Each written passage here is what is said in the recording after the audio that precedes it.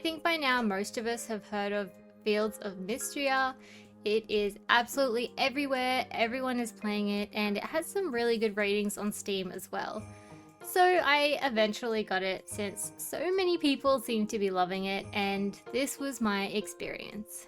Mistria is a quiet rural town that was recently devastated by an earthquake. Infrastructure was damaged, including the bridge into town being broken, and it's resulted in several residents moving away. Adeline, the leader, has developed a plan to restore the town, but the now lack of residents makes it a bit difficult. To combat this, Adeline posts up an ad in the local Adventurers Guild for a person to assist in rebuilding the town in return for some land. And you're the person that takes up this offer.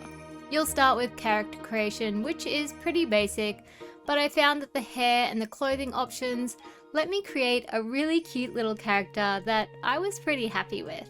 Once that's done, the game started and I made my way into town. I got to experience that broken bridge firsthand, but luckily for my character, there was someone there who was able to help me get across so that I could continue my journey. As I arrived to my house, Adeline, the one who placed the ad, was very kindly fixing up my new home for me in a bit of a rush. But I was quite happy with the outcome. Here you'll start off with a basic but cozy home to call your own. After a good night's rest, some neighbours come around to introduce themselves, and then I set off to the main part of town to start my new job. My first task was to introduce myself to the townsfolk, very classic of course, and while there was quite a list of people to find and several areas to explore, the map made it pretty easy as it actually shows NPC locations, as well as highlighting the people that I hadn't actually met yet. As I introduced myself and talked to everybody, I learned that the town used to have markets on Saturdays, but it stopped because of the broken bridge. I also noticed a bunch of boarded up houses, which kind of got me a little bit excited, as that's often a big tell in video games when there's a lot of restoration work ahead. It took me a good couple of days to introduce myself to everyone since there is quite a few people, and the days just seemed to fly by. Just finding and chatting with a couple of people could easily take up several hours. After meeting everyone in town, I was introduced to the community board, where townsfolk can put up requests for materials and any assistance they might need, and in return they will give you some items or some money. On my second night living in this new town, I had a strange dream involving a dragon guardian named Caldorus. Caldorus had been asleep for a very long time, and my return and the recent earthquake had awakened him. He bestowed upon me the ability to sense and collect essence, which I could use to restore him to his full self. The essence I provide him unlocks useful perks for my everyday life like farming, fishing, and more. As things started moving along, I received some mail from a few people asking me to come see them, and this is when I started collecting an array of useful tools gifted to me by various villagers. There's a really cute kid here named Luke who's a bug enthusiast, and he kindly offered me his old net so that I could help him collect bugs to donate to the museum.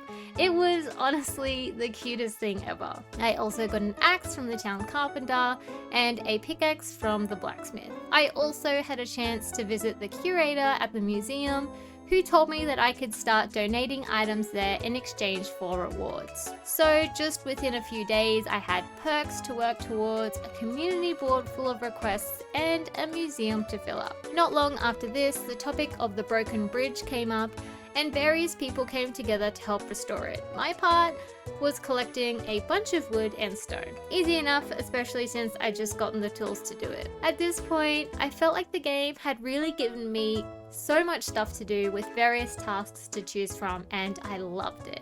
Every couple of days, it just seemed like new elements were being introduced, and that's when it really started to hook me in. I should also mention that by this point, I was talking to everyone I saw walking around, and almost every single time I got brand new dialogue. Often it was relevant to what was going on, whether they were commenting on the weather or the time of day or the day of the week, and I even noticed that sometimes after I had donated something to the museum, they would mention that they went to the museum and saw it. So pretty cool. Collecting resources for the bridge repair kept me occupied for the remainder of the work week, along with using my net to catch bugs and donating my first few bits to the museum. On my first Friday in the game, I was actually invited to go to the pub in the afternoon. Apparently, it's like a thing in town where everyone just gathers on a Friday afternoon to drink and chat. I was honestly floored by the social interactions and the details I witnessed there. Groups arrived at different times. One table was playing cards while people at the bar were trying out new drinks. The normally standoffish March had a little bit too much to drink and was actually really nice to me for a change, which I thought was pretty funny. At another table, they were setting up for a game of Dungeons and Dragons. Some players weren't following the rules, so others were getting like a bit frustrated, and it was all very funny and wholesome to watch. So seeing this, I actually just got really curious to see what would happen the following week, whether they would all be saying the exact same things or would the conversations change, because that for me is the difference between like your pretty average game and an incredible detailed one. So the next day, since I'd already fixed the bridge, on the very first Saturday, the markets were on. Everyone was there, so it was a really good opportunity to just like talk to everyone and improve my relationships. I gotta admit, I was a little bit underwhelmed by the markets. Everyone kind of just seemed to talk it up a lot during the week, only for me to find out that there's just 4 market stalls. So there's a cafe stall that sells some drinks and food, a hairdresser offering new hairstyles, a furniture stall, and a clothing stall. At this point, I realized my lack of funds is probably the cause of my disinterest, since each stall has a nice selection of items that I would actually love to buy, but I just couldn't afford them yet. After visiting the markets, I stopped by the museum to meet some NPCs. We discussed reopening the mines, and can I just say, I love how quickly this game moves along. Even in Stardew Valley, I always find the first few weeks a bit of a drag while I'm waiting to unlock the mines and the community center, but in Fields of Mistria, within my first week, I'd unlocked a ton of stuff to keep me busy. During the discussion at the museum, it was agreed that the mines could reopen once the town reached the next rank of stone at level 10. So another goal to work towards. Awesome. The town will increase in rank as you complete community requests, progress the story, increase your skill, and just pretty much live your life. Every time you rank up, you're left with some neat little goodies in a chest near the community board, and at every 10th rank, the town changes its title. So I spent Sunday completing some community requests and catching new bugs in the rain. And that was my very first week in Fields of Mistria. A couple of things to note at this point. Inventory management is tough. There's so much to forage, bugs to collect, fishing if you've got the rod, and items to gather for requests, and not a lot of space to store it all. I like to keep useful tools on me, ones I'll use every day, so pretty much every tool but the hoe, and that really doesn't leave much space. I didn't realize at this point that there was actually a bag upgrade available at the general store, but I wouldn't have been able to afford it anyway. I also found it a bit odd that not everything needs to be donated to the museum. Some bugs can be donated, but not all of them, and the same goes for foraged items, fish, and pretty much everything else. This confused me at first until I noticed a little symbol you can hover over on each item that tells you if it can be donated and whether it has been donated, and its selling price as well, so very handy. Last thing to note here, my birthday was on spring 8th and no one said anything. Rude. Moving on to week 2, I finally gave in and bought a fishing rod after realizing that the fishing store owner wasn't going to gift me one like everyone else had. So I learned how to fish, and I've got to say, I really like it. It's quick, easy, and simple. But on the flip side, it uses up a ton of stamina, so it's not sustainable for long.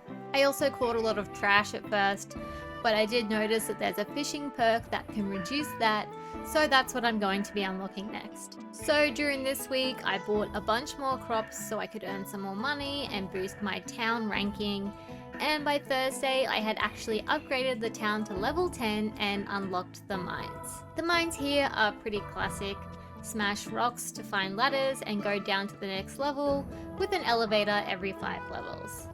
The difference in this game is that you can jump, so there are these crevices you need to jump over to progress, and you can also jump into water bodies and swim around, which is really cool. The monsters in the mines are really unique in style and behavior, although there's not many different types. There's a lamp that electrifies itself and then chases you, but when it runs out of electricity, it runs back to recharge, and that's when you can attack it. Or a mushroom that kind of hides its face, so if you hit it, you'll just kind of bounce back. But if you turn around, it'll reveal itself, and that's when you've got to strike. So it's pretty cool. On Friday, I suddenly thought to check the general store for bag upgrades, and of course they had them. At this point, I just needed a little bit more money. I also received a stamina potion from upgrading the town to level 10, giving me a permanent boost. Now this day was very important because while I was planning to return to the mines to see what new goodies I could find, that afternoon was the pub gathering. Time to see if that awesome social interaction from last Friday was a one-off or if I'd get something new every single week. And yes, completely new dialogue. It was kind of like a continuation of the previous week's events, so it felt like a bit of a story. The card players were joking around, people at the bar were tasting new wine, and my favourite part, the D&D group were playing their game. It was hilarious. They came across a king in their game, and some players, not really understanding what was appropriate, just slaughtered him. The person guiding them absolutely hated it, but hey, that's the fun of D&D, right? By this point, I'd also reached 1-star friendship with March, who totally hates my guts, and who's probably my most likely romance option at this point. As I handed him some items for a request, I got this cute little cutscene where he helped me learn some blacksmithing, and it was hilarious. The personalities in this game are just so strong and the dialogue is so good. I also really appreciated the social choices you get. You generally get like 2 responses to choose from. One's kind of normal and polite, and the other one is a little bit weird, sometimes really weird. Getting to tell Ulrich he's incredibly ripped right after meeting him made my soul happy. So at this point, I really started to see what everyone else was raving about. Sure, it took me a little while, but I got there. Fields of Mistria didn't really grab me at the start like some other games do, but as it opened up and I really settled in, it gets pretty addictive. I spent the next week fishing and exploring further into the mines. I even upgraded my pickaxe to bronze, which cost me just 4 bronze bars and not a single coin. I love that. You can also purchase better tools as well if you prefer to buy them instead of making them. Now 2 weeks in, I thought I'd unlocked most of the game's features, aside from farm animals and possibly some crafting machines, but nope. One night I went to sleep only to be told in a dream by that dragon guardian thing that he was granting me a spell. Like, what? I was not expecting that. This particular spell restores my stamina and health, which is so incredibly useful, especially for those long mining days. And from what I can tell, there are many more spells I can unlock in the future. Just before spring ended, I was able to afford a coop, which I could purchase the blueprint and set it down. Then I had to gather resources to build it myself. Once it was done, I got myself 2 little chickens, and they are adorable. When they move around, they kind of like bop up and down, and it's just really cute. When the chickens feed, whether I'm with them or not, I also get points towards my branching skill, which I thought was pretty cool. You can also adopt animals of like a standard color and then breed them to get rarer color variants, which is a really cool feature. There seem to be a ton of color variations to unlock for each type of animal as well. I also spotted some cute little accessories for the animals, so I will definitely be getting those later once I've got some more money. And then just like that, spring ended and summer arrived. The soundtrack changed, which was lovely. The music really fits the atmosphere of the game. The grass has different flowers and the color scheme shifted a bit. And most importantly, new season, new crops.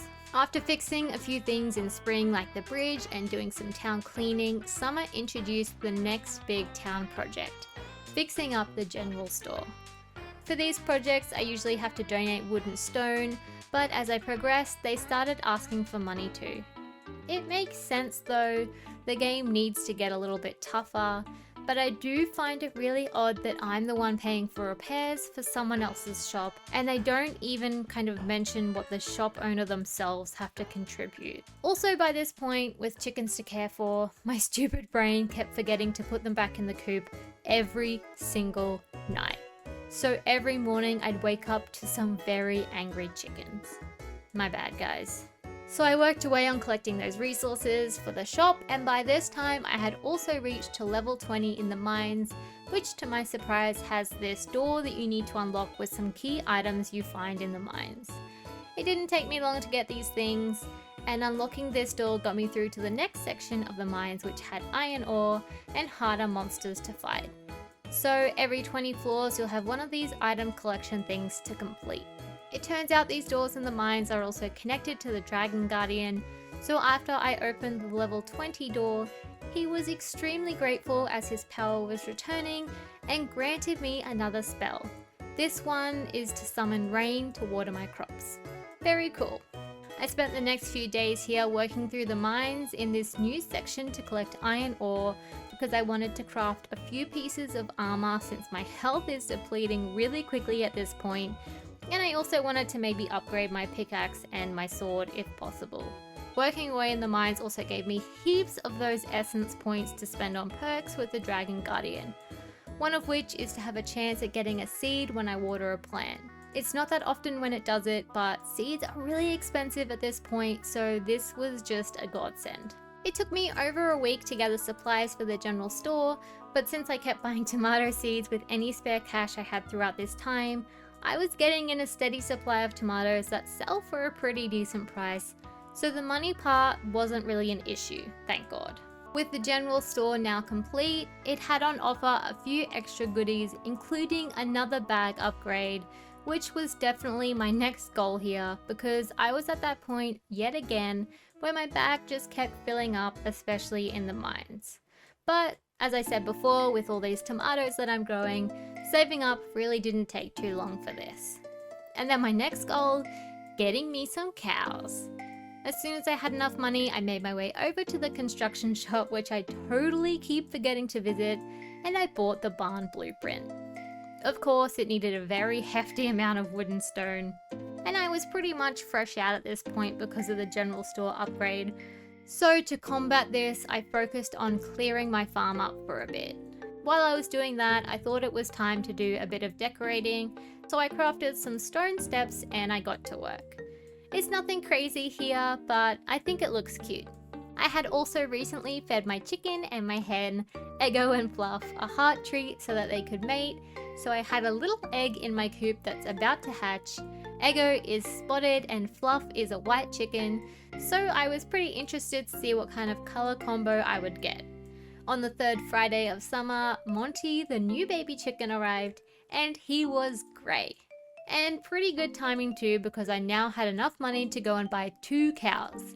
I named them Jojo and Maple, and they are adorable. I had some time before the weekly Friday night meetup at the pub, so I went and made a bunch of mayonnaise with the eggs I had been collecting, because they sell for a pretty decent amount. On the 20th of summer, it was Island's birthday, and he likes sweet treats, so I went and bought him something from the inn as a birthday present, then headed to the mines as I had another one of those doors to open. So I managed to collect all of the things that I would need to open that door on the very next day, and of course, I got a new spell, Growth.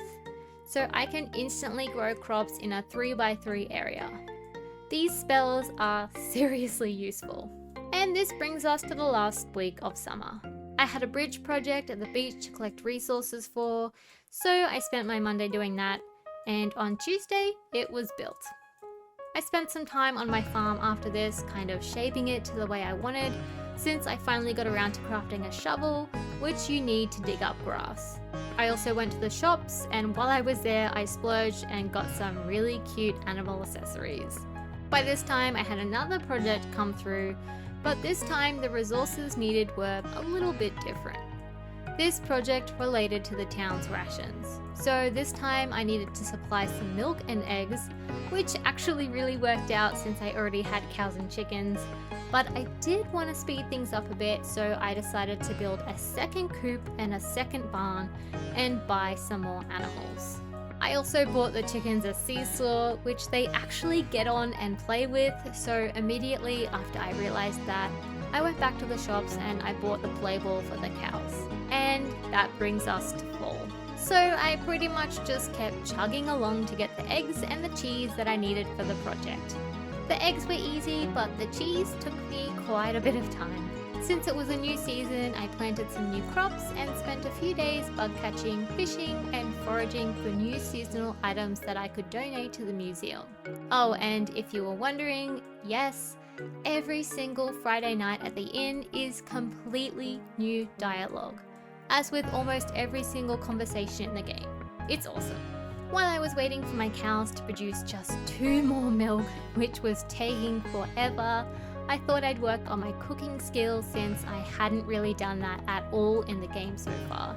The only thing I could think of that I would be able to easily find to make something was to make coconut milk with coconuts, so I popped down to the beach to grab some, and there were none. So I'm guessing that they don't actually grow in fall. The next best thing was a roasted sweet potato, so I went out and bought a bunch of sweet potato seeds for that. What I can cook here is really limited because my cooking level is only at level 1, so I can only cook level 1 items. While I waited for those to grow, I managed to finish the current project of supplying eggs and cheese, and I got some really cute pet hats as a reward, so totally worth it. The next project turned out to be fixing up Hayden's farm by building him a bigger barn. Meanwhile, I've been just working my butt off to build my own barns, but no, that's cool. 4,000 coins along with a bunch of resources, and at this point, I'm pretty sure I'm the town sim. But on a happy note, just after I got that gut-wrenching new project, the town got upgraded to the next rank, Ruby. At this point, my sweet potatoes were also ready for harvesting and some cranberries too, so I got to cooking.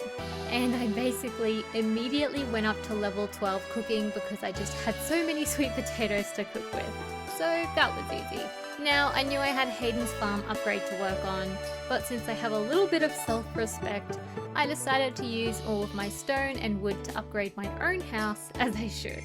So it gave me a bit more space to decorate with, which was nice. I also splurged a bit more and bought a medium coop and a medium barn since they had recently become available. The plan was to build those two in a nicer and easier location and then remove the 3 other smaller barns and coops that I had to make it much neater. And with all of that done, my focus went back to upgrading Hayden's farm. Coming into the final week of fall, I finally had enough resources to finish off the latest project of upgrading someone else's farm. I had also at this point maxed out 4 skills at level 30, and I had also purchased pretty much all available perks that I could. Most of my tools were also upgraded to silver, plus I had a pretty decent savings. My town was also close to the iron rank, which is the second last rank you could get at this point, and I had also gotten as far as I possibly could get to in the mines in early access. So basically what I was thinking is I was nearing the end of the current available game in early access. After what felt like some endless mining and woodcutting, I was finally able to finish upgrading Hayden's farm, and that meant that I had unlocked a whole bunch of new animals, and a big wad of savings meant I could buy every single one of them. I now have a lot of animals. A couple of weeks back, I spent maybe like $5,000 on pumpkin seeds, and after spending all of my money on new animals, as luck would have it, today's the day I harvested the goods. I love these kind of days. I got a total of $16,000 from selling them. Not that I really had anything that I wanted to spend the money on. I also got a few more quests, including a new project for the inn which required the most amount of resources yet, and 2 friendship quests as well. And then suddenly it was winter and I had reached 84 days in-game. I was very interested to see that unlike other farming games, this one doesn't kind of shut everything down during winter. You can still purchase and plant seeds, animals can roam outside, and really it's just the same as every other month, which meant that I still had a lot to do. I spent the next week working on getting the resources for the new inn project, which was a lot. I was also able to keep growing crops during this time and keep raking in the cash. On my last week for my 100 days, which was technically the second week of winter, so when I pretty much turned on my computer to play what would be my last bit of the game, I noticed that there had actually been an update. So this update provided more town ranks to reach, increased the maximum skills from 30 to 45, provided a mount, and a few other bits and pieces. So really great timing. I got a request from Hayden immediately to find like some wind thing that had blown off his barn, and while looking for that I came across this horse statue that granted me a purple horse spirit to use as a mount. I was kind of just expecting to use my own horse as a mount, but this is cool too, I guess. I also noticed that I'd been collecting these things the whole time called shiny beads, and you get them from animals when they love you, and I still have absolutely no idea what to use them for. So if you found this out, please let me know. Lastly, since I still had a lot of money, I purchased some new furniture and also crafted some so I could decorate my house up a little bit more. So I spent a bit of time here collecting some new winter items for the museum, like bugs and foraging items, and I also worked on cleaning up my farm a bit in preparation for my last few days. I wanted a nice clean farm when I come back to the game at a later time. And then I hit my 100th day on winter 16th. I felt at this point that I was pretty much nearing the end of what the game had to currently offer in terms of story progression anyway, but I am so unbelievably excited to see what comes next because this game is just amazing.